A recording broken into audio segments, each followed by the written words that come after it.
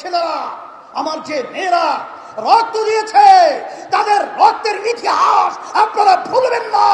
দেশকে সুন্দর করবেন, জনগণের অধিকারকে ফিরিয়ে দেবেন।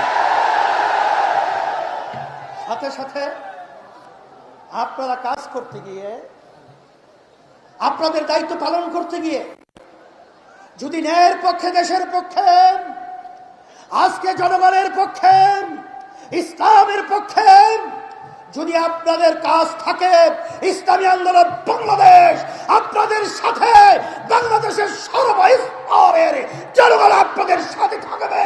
কোন ফিরাউন আপনাদের দাঁড়াতে লড়াতে সবাই পারবে। সাথে সাথে আমি বিশেষ করে ইসলামী আন্দোলন বাংলাদেশ এবং তার সমস্ত সহযোগী সংগঠন